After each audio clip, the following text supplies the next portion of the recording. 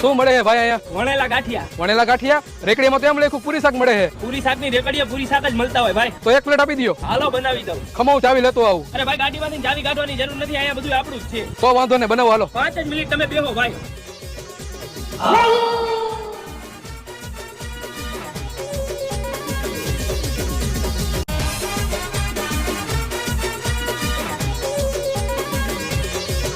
હાલ્યો ભાઈ.